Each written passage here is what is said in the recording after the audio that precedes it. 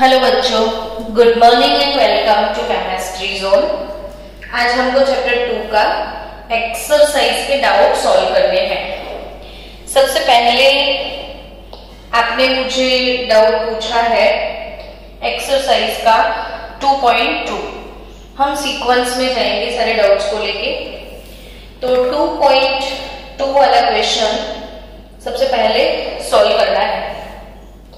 2.2 में calculate the total number of electron, calculate the total number of electron, calculate the total number of electron present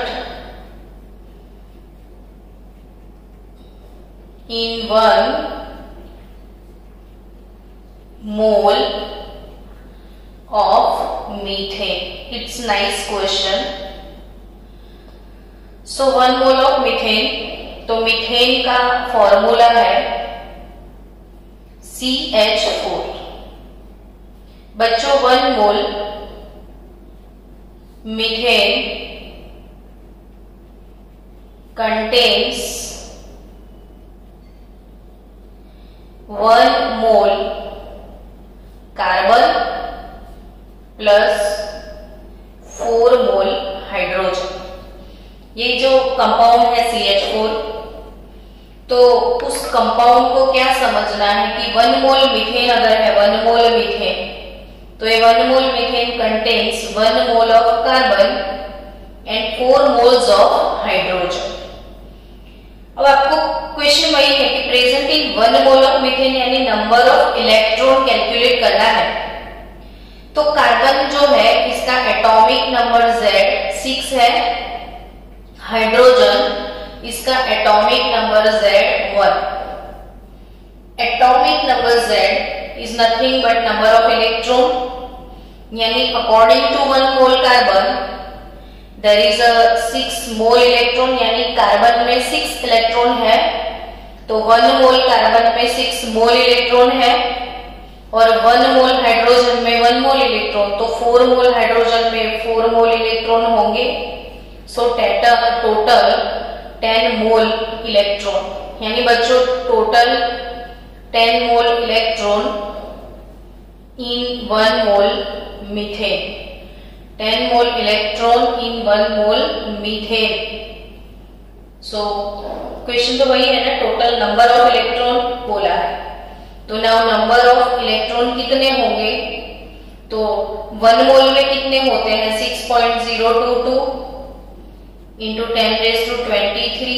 तो 10 मोल में कितने होंगे, तो 6.022 into 23 into 10, यानी 6.022 इंटू 10⁻24 इलेक्ट्रॉन होंगे। चलो इसके साथ साथ अगर आपको कोई बोलता कि 1 मोल NO3 उसमें कितने इलेक्ट्रॉन है, अगर ऐसा पूछ लिया है तो ऑब्वियसली इसमें नाइट्रोजन है और 3 मोल ऑक्सीजन है। 1 मोल नाइट्रोजन में 7 मोल इलेक्ट्रॉन है, बिकॉज नाइट्रोजन का एटॉमिक नंबर 7 है, यानी नाइट्रोजन के अंदर 7 इलेक्ट्रॉन होते हैं। तो 1 मोल नाइट्रोजन में 7 मोल और 3 मोल ऑक्सीजन में, ऑक्सीजन का एटॉमिक नंबर 8 है ना, तो 8 3 24, तो 24 प्लस 7 31 मोल इलेक्ट्रॉन इसमें है। अब 31 और 1 मोल के लिए आप क्या लिखते हो, तो 6.022 इंटू 10⁻23 इलेक्ट्रॉन, यानी ऐसे ये क्वेश्चन सॉल्व करने होते हैं। तो 2.2 इसमें number 1 it is over now. I think clear हो गया होगा। इट्स डन बच्चों, समझ में आ रहा है ना? Okay, wait for 1 minute only. 2.2 में और एक क्वेश्चन है second.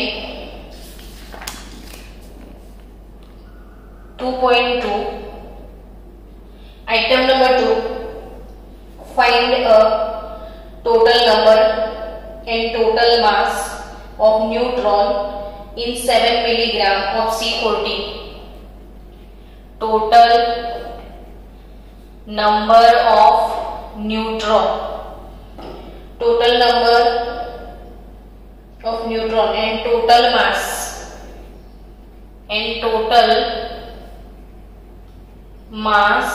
of neutron in 7 milligram of C14. सबसे पहले आपको क्या करना है, 7 मिलीग्राम को ग्राम में कन्वर्ट करो, वो तो हो जाएगा, वो डजंट मैटर। लेकिन मोल निकाल सकते हो आप। आपको मोल में पूछा है, टोटल नंबर ऑफ न्यूट्रॉन पूछा है, ओके। तो सिंपल सी बात है कि C14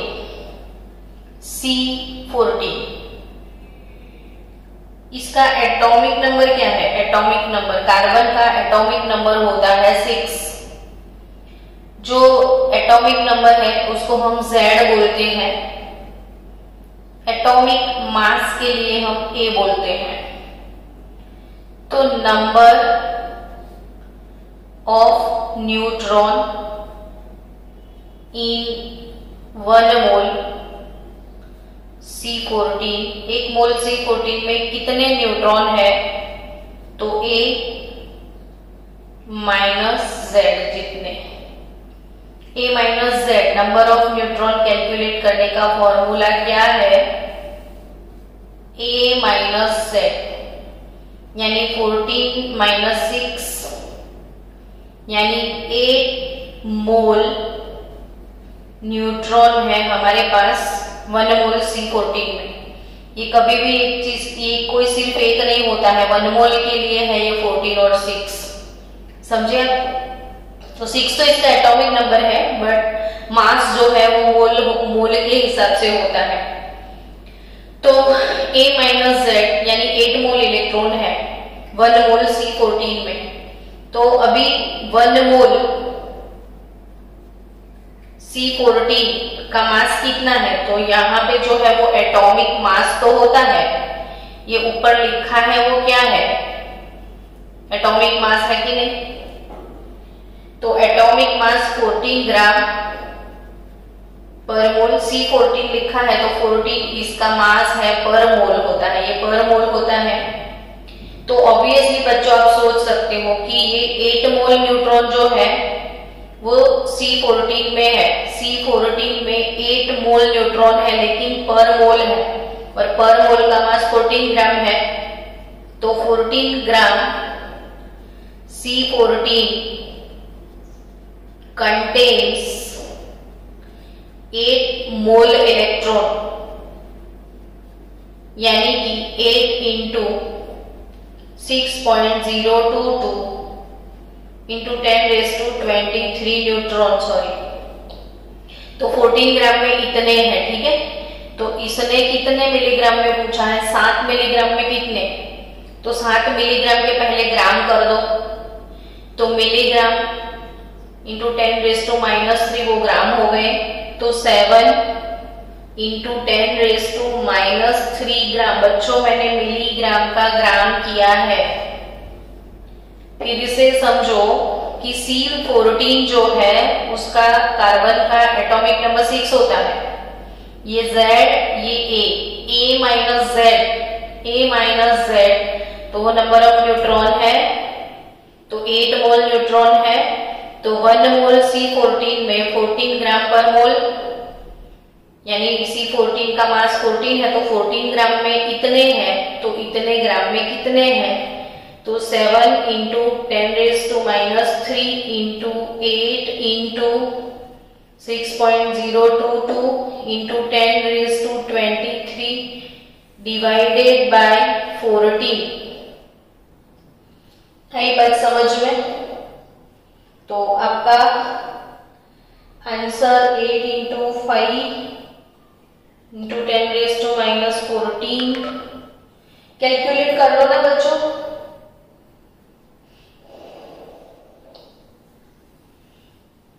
ये 7 2 14 हो जाएगा, ये 2 4 तो आपको 6.022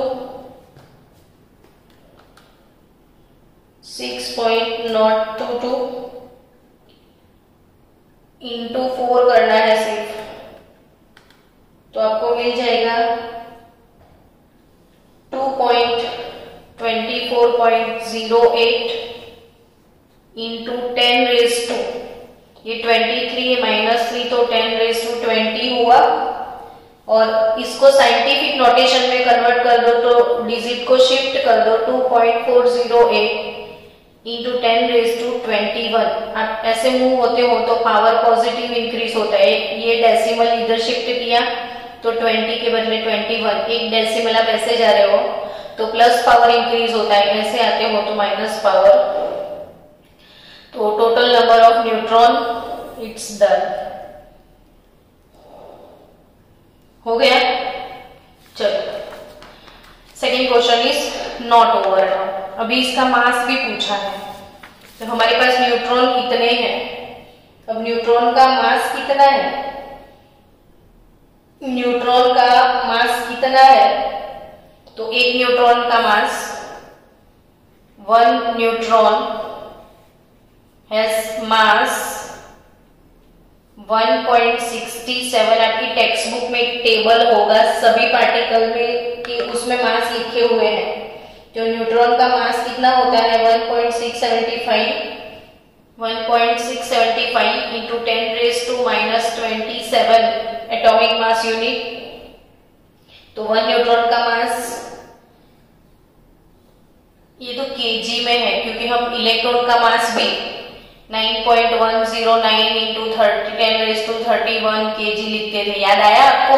इलेक्ट्रॉन का mass of electron 9.109 into 10⁻31 KG. वैसे ही न्यूट्रॉन का मास है 1.675 इंटू 10⁻27 केजी। एक न्यूट्रॉन का मास कितना है, तो हमारे पास 2.408 इंटू 10⁻21 न्यूट्रॉन जो है उसका मास कितना है।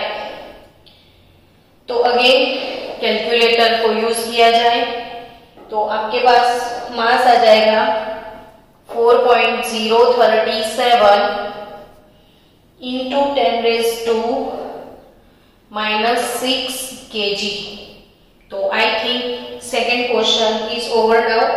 डोंट वरी बच्चों, ऐसा मत सोचना कि हमारे मिस हो गए बाकी के, क्योंकि टाइम लिमिट है हमारे पास। लेकिन मैं आपको वीडियो भेजूंगी डाउट सॉल्विंग के सारे, चिंता मत करियो। अब 2.2 में और भी, वैसे तो 2.2 ही इतना लंबा है। 2.2 में item number 3, a total number and total mass of proton, total number and total mass of proton in 34 milligram of ammonia at STP, 34 milligram ammonia at STP। चलो 34 मिलीग्राम अमोनिया में टोटल नंबर ऑफ प्रोटॉन और total mass of proton कितना है वो calculate करना है। तो again आपको 1 मोल में कितने प्रोटॉन है वो कैलकुलेट कर लो। 1 मोल में कितने प्रोटॉन है वो कैलकुलेट कर लो तो सीधा सीधा मिल जाए आपको कि 1 mole ammonia contains 1 mole ammonia contains 1 mole nitrogen plus 3 mole hydrogen। 1 mole nitrogen plus 3 मोल हाइड्रोजन। चलो मुझे ये बताओ नाइट्रोजन का एटॉमिक मास कितना है। तो नाइट्रोजन का एटॉमिक मास 7 और हाइड्रोजन का एटॉमिक मास 1। तो जो एटॉमिक मास है, सॉरी एटॉमिक नंबर है, atomic number means number of proton as well as number of electron. तो इसमें 7 प्रोटॉन है तो 7 इलेक्ट्रॉन है। हमको ये वाले क्वेश्चन में प्रोटॉन कैलकुलेट करने हैं। अब नाइट्रोजन में 7 प्रोटॉन है और हाइड्रोजन में 1, लेकिन 3 मोल हाइड्रोजन है तो 3 मोल प्रोटॉन मिलेंगे। तो अमोनिया में टोटल 10 मोल प्रोटॉन होते हैं। 1 mole ammonia is equal to 10 mole proton. इसमें 7 मोल नाइट्रोजन के और 3 मोल हाइड्रोजन के। अब बच्चों 1 मोल अमोनिया जो है, 1 मोल अमोनिया उसका ग्राम वेट कितना होता है, तो मोलर मास जितना। तो अमोनिया का मोलर मास निकाल दो। अमोनिया का मोलर मास निकालोगे तो नाइट्रोजन का एटॉमिक मास 14 है, हाइड्रोजन का 3, तो 17 ग्राम पर मोल होता है। 1 मोल अमोनिया कितना होता है, 17 ग्राम पर मोल होता है। 1 मोल अमोनिया 17 ग्राम होता है। अब सीधा हिसाब कि 17 gram ammonia contains 10 mole of proton. 17 ग्राम में 10 मोल प्रोटॉन होते हैं। 1 मोल यानी 17 ग्राम, इसमें 10 मोल प्रोटॉन है, तो 34 मिलीग्राम जो है वो 34 मिलीग्राम को ग्राम में कन्वर्ट कर दो। ग्राम के नीचे ग्राम क्वांटिटी लिखना होता है। तो 34 इंटू 10 रेज़ टू -3 ग्राम हो गए। तो इतने ग्राम अमोनिया में कितने मोल प्रोटॉन होंगे, तो 10 into 34 into 10 raise to -3 upon 17, तो 2 इंटू 17 टू 34 होते हैं। ये पावर 1 है, ये -3 है, तो -3 + 1, 2 into 10 raise to -2 mole proton है। और मोल है ये, तो मोल, तो 1 मोल कितना होता है, तो 6.022 इंटू 10 रेज़ टू 23 होता है। तो इसका डबल कर दो, 12.044, और 10 का पावर जो है 23 - 2, तो 21 प्रोटॉन इसमें है। 12.044। सो इसको साइंटिफिक नोटेशन में कन्वर्ट कर देना।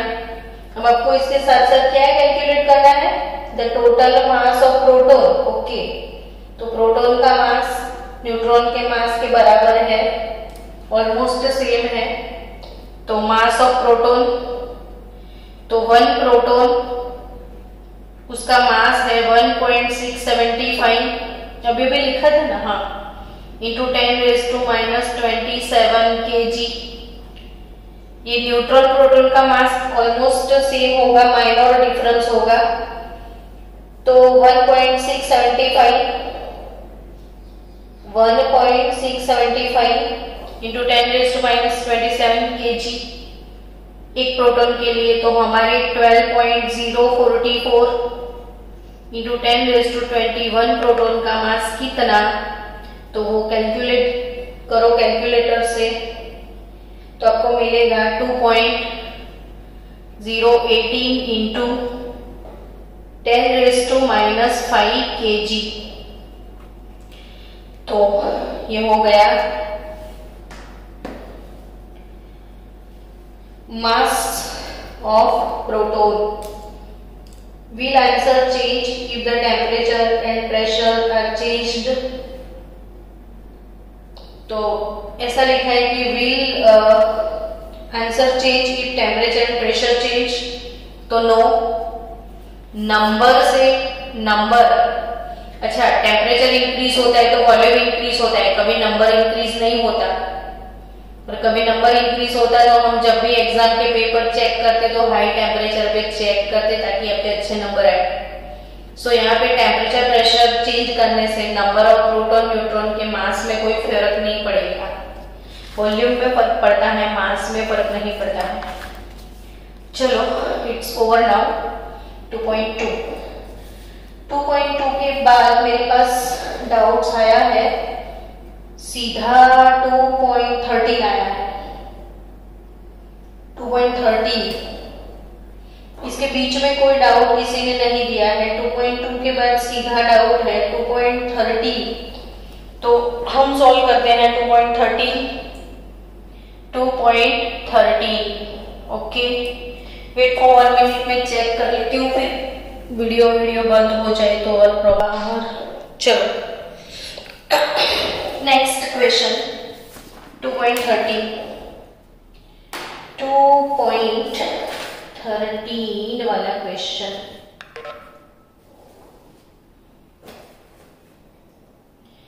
What is the wavelength of light emitted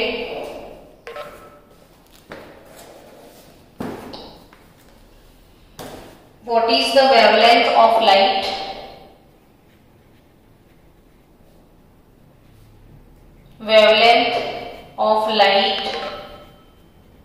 emitted when the electron in a hydrogen atom undergoes transition from an energy level n is equal to 4 to energy level n is equal to 2।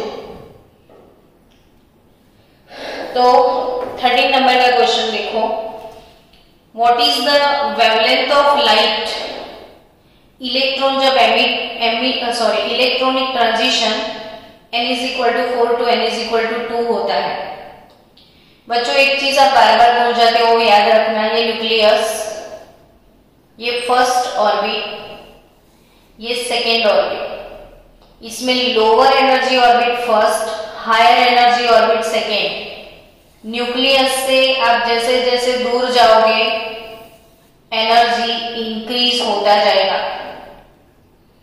अब आपको 4 से 2 में जाना है, तो आप जा रहे हो higher energy to lower energy. जब electron high to low move होता है, हाई टू लो मूव होता है, तब एनर्जी रिलीज होता है। तो वो जो एनर्जी है डेल्टा ई, एनर्जी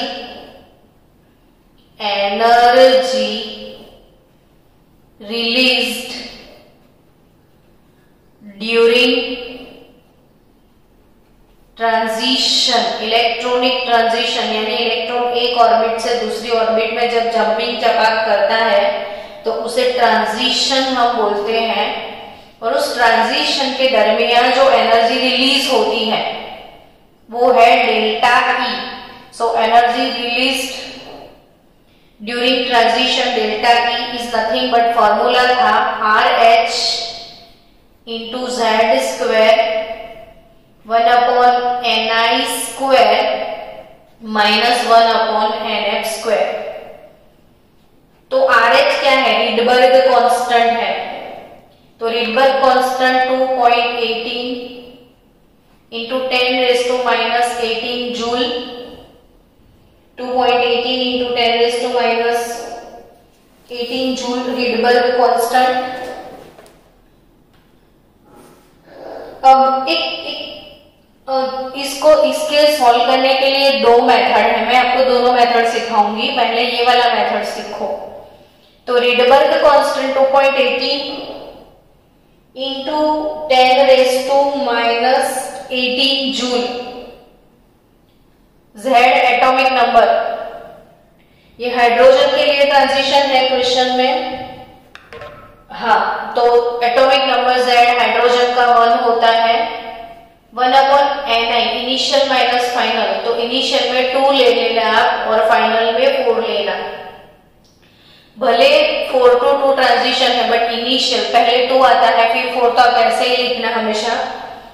तो 2.18 इंटू 10⁻⁻18, अब 1/4 माइनस 1/16, ठीक है। इसको सॉल्व कैसे करना है, तो 2.18 इंटू 10⁻⁻18 हमेशा ऐसे ही डायरेक्ट सॉल्व कर दो। 16 माइनस 4 अपॉन 16 इंटू 4, टर्म आपको समझ में आए। 16 माइनस 4 अपॉन 16 इंटू 4, 16 माइनस 4 12 आते हैं, तो 12 into 2.18 divided by 16 divided by 4, तो 0.408 into 10 raised to minus 18 joule is your answer. फिर से एक बार चेक कर लो, 2.18 into 12, 2.18 into 12 divided by 64, तो 0.408 सही जवाब है। ये मिला आपको डेल्टा ई। चलो, लेकिन आप बोलोगे कि मैडम डेल्टा ई थोड़ी निकालना है, इसमें तो वेवलेंथ निकालना है। तो yes, as we know that delta E is equal to HC over lambda. तो लैम्बडा वेवलेंथ हो गया कि नहीं, तो HC बाय डेल्टा ई हो जाएगा। अब इसमें H क्या है, तो प्लैंक का constant 6.626 into 10 raise to minus 34 joule into second. C velocity of light 3 into 10 raise to 8 metre per second. ये चीजें पता होनी चाहिए, दोनों कांस्टेंट का वैल्यू आपको बाय हार्ट करना है। H Planck constant, C velocity of light.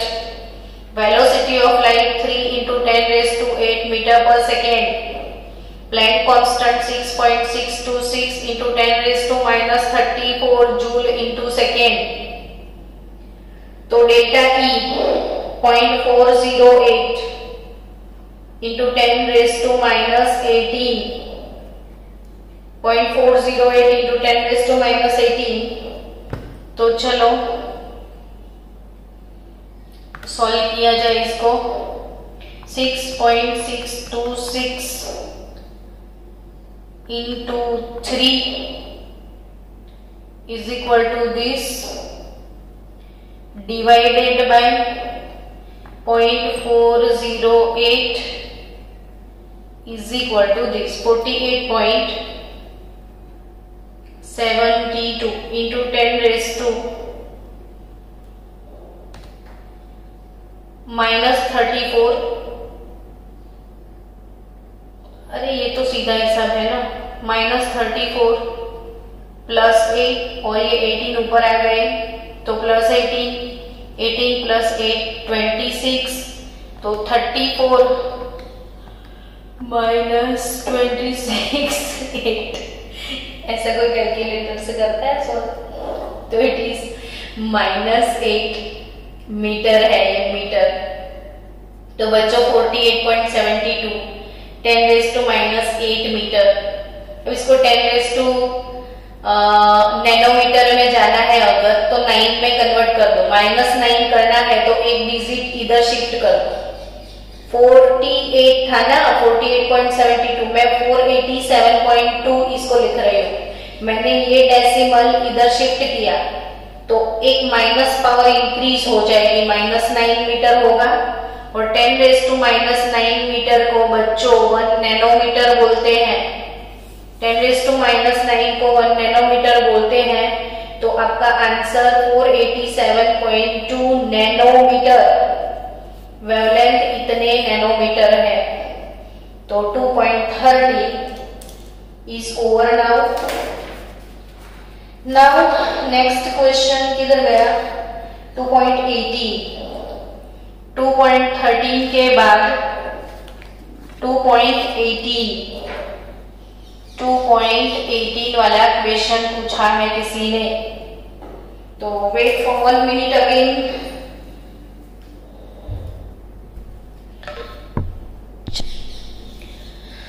Okay, 2.18 वाला जो क्वेश्चन है, वैसे तो बहुत इजी क्वेश्चन है, पता नहीं क्यों नहीं सॉल्व कर पाया। What is the energy in joule required to shift the electron of the hydrogen atom from the first Bohr orbit to fifth Bohr orbit? From the first Bohr orbit to fifth Bohr orbit. Energy in joule, यानी energy delta E आपको calculate करना है।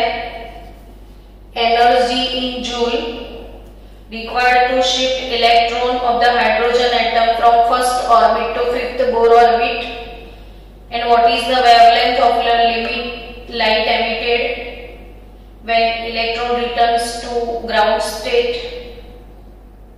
Okay, then the ground state electron is this. Okay, तो हमको तो joule में बोला है, इसने इलेक्ट्रॉन एनर्जी अर्ग में दिया है, इससे हमको कोई लेना देना नहीं है।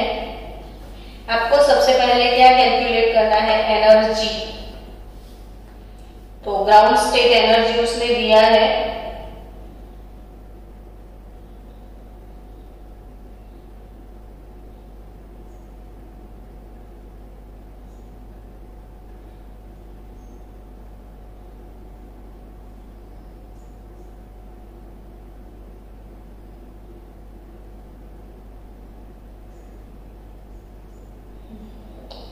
चलो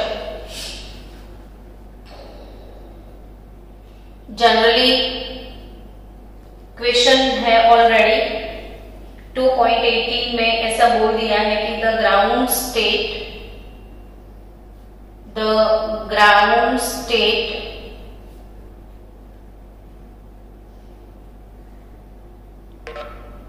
इलेक्ट्रॉन एनर्जी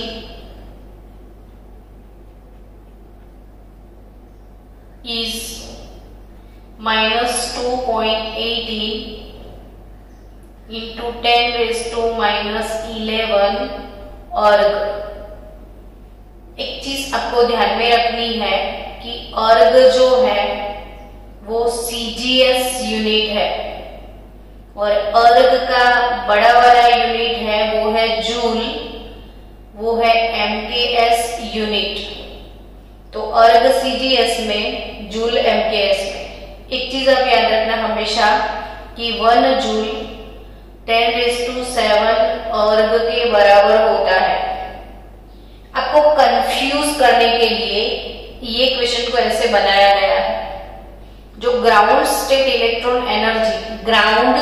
इलेक्ट्रॉन एनर्जी जो होता है बच्चों, ग्राउंड स्टेट इलेक्ट्रॉन एनर्जी वो एक्चुअली रीडबर्ग कांस्टेंट होता है। देखो एनर्जी का फॉर्मूला क्या है? -RH into Z² upon n², ये एनर्जी का फॉर्मूला है। अब हाइड्रोजन के लिए जो ग्राउंड स्टेट है वो उसका फर्स्ट ऑर्बिट है। हाइड्रोजन में सिर्फ एक ही इलेक्ट्रॉन है और वो एक इलेक्ट्रॉन फर्स्ट ऑर्बिट में है, तो वो फर्स्ट ऑर्बिट इसका ग्राउंड स्टेट है। अब सोचो कि आपको फर्स्ट ऑर्बिट का एनर्जी लिखना है, ठीक है, ये E1, तो ये हो गया रीडबर्ग कांस्टेंट RH। हाइड्रोजन का एटॉमिक नंबर Z1 है, ग्राउंड स्टेट भी 1 है। तो एक्चुअली बच्चों जो ग्राउंड स्टेट एनर्जी लेवल है, ये ग्राउंड स्टेट एनर्जी लेवल वो किसके बराबर होता है?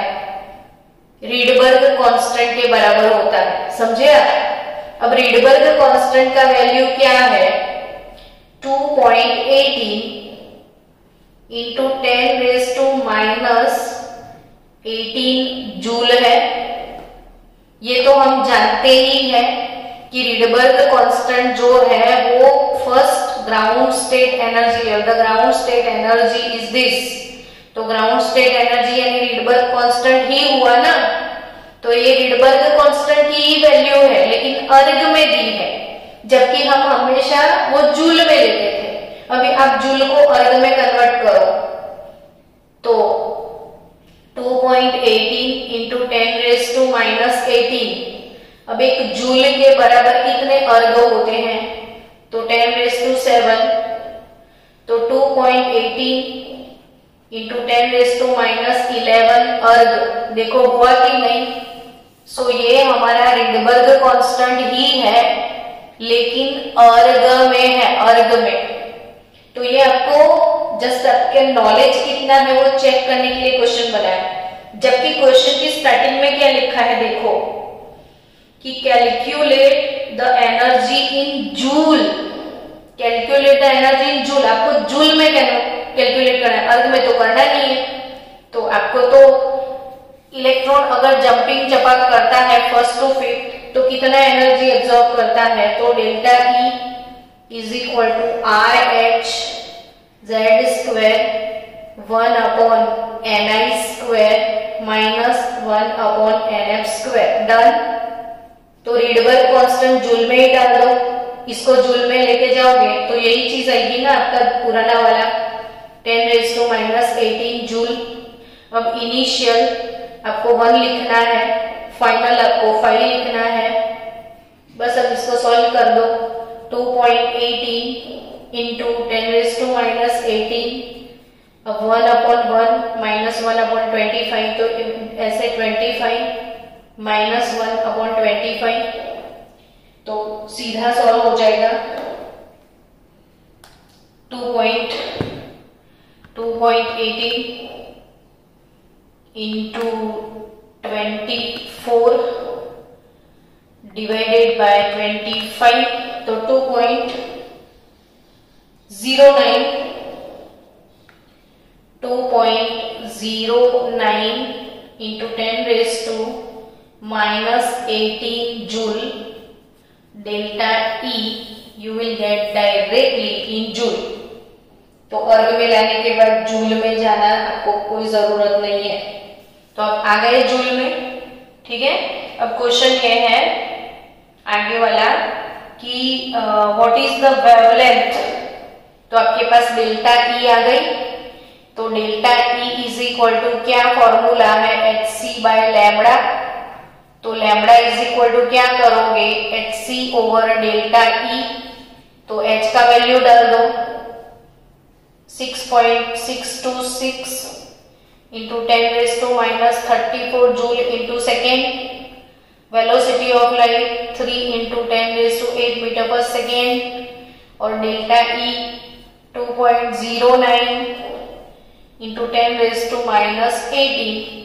तो आप बस मैथमेटिकल कैलकुलेशन अप्लाई करना है आपको, तो you will get answer 951.1 angstrom value. आप एंगस्ट्रॉम में कन्वर्ट करना, आपका आंसर मीटर में आएगा।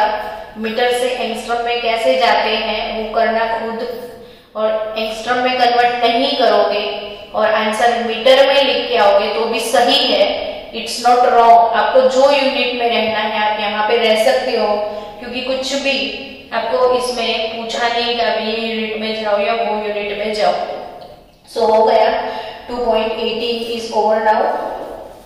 उसके बाद आई थिंक 2.17 भी किसी का डाउट था। 2.17 वो मेरा मिस हो गया पहले बीच में 2.17, तो उसको पहले सॉल्व किए देते हैं 2.17 को। सो 2.17 calculate the wave number, calculate the wave number,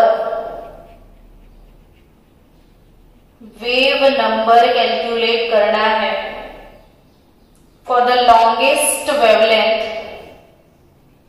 for the longest wavelength.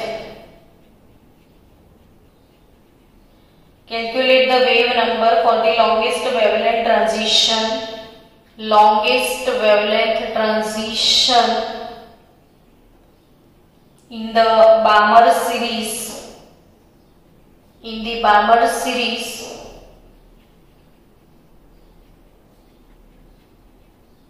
of hydrogen atom. चलो calculate the wave number for the longest wavelength। बच्चों वेव नंबर, तो वेव नंबर का फॉर्मूला मैंने लिखवाया था आपको। वेव नंबर न्यू बार होता है। Wave number new bar is 1 over lambda, और 1 ओवर लैम्बडा का फॉर्मूला भी मैंने लिखवाया था, आपकी टेक्स्ट बुक में है।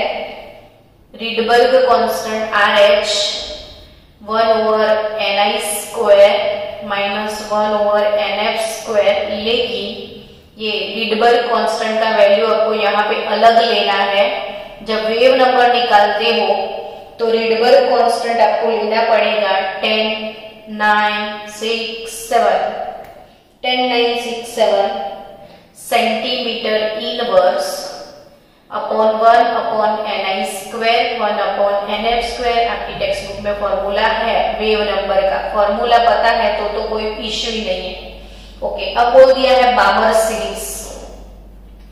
बच्चों बामर सीरीज का सीरीज टर्म 2 है और लाइन टर्म 3, 4, 5, 6, 7। वो बोर स्पेक्ट्रम वाला वीडियो देखना।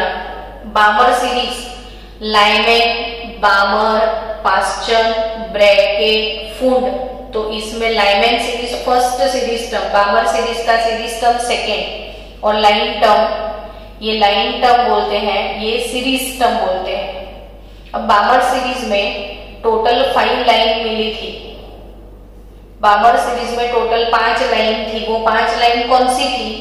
तो इलेक्ट्रॉनिक ट्रांजिशन 3 से 2 तो वो फर्स्ट लाइन, 4 से 2 तो वो सेकेंड लाइन, 5 से 2 तो वो थर्ड लाइन, 6 से 2 तो वो फोर्थ लाइन, 7 से 2 तो वो फिफ्थ लाइन। यानी बामर सीरीज के electronic transition 3 to 2 first line, 4 to 2 second line, 4 to 5 to 2 third line, 6 to 2 fourth line, 7 to 2 fifth line. अब इसने क्या पूछा है? Longest wavelength. लॉन्गेस्ट वेवलेंथ तो energy E is equal to hc/λ होता है। अब वेवलेंथ लॉन्गेस्ट है तो एनर्जी लोएस्ट है। वेवलेंथ और एनर्जी का रिलेशन इनवर्स है। लेंथ डिक्रीज होता है तो एनर्जी इंक्रीज होता है, और लेंथ इंक्रीज होता है तो एनर्जी।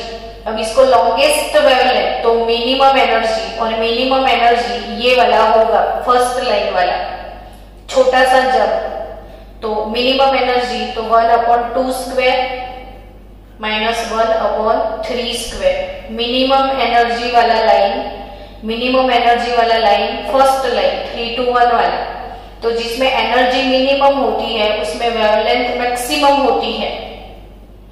तो 10, 9, 6, 7 1/4², 10, 9, 6, 7 1/4 माइनस 1/9, तो 9 - 4 5, तो 10, 9 मैं इसलिए बोलती हूँ कि प्रिपेयर हो जाए। 10, 9, 6, 7 10, 9, 6, 7 तो 9 - 4 यानी इंटू 5 डिवाइडेड बाय 36, तो 1523.19 वेव नंबर पर सेंटीमीटर।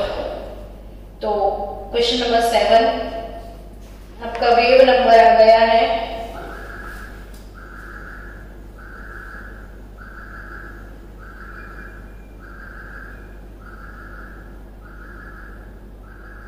एक मिनट, लॉन्गेस्ट वेवलेंथ बोला है या शॉर्टेस्ट वेवलेंथ बोला है? लॉन्गेस्ट वेवलेंथ तो minimum energy, yes the wave number for the longest wavelength. Longest wavelength यानी मिनिमम एनर्जी यानी 3 to 2, तो 1523.19 पर सेंटीमीटर। और मीटर में कन्वर्ट करना चाहते हो तो आप कर सकते हो।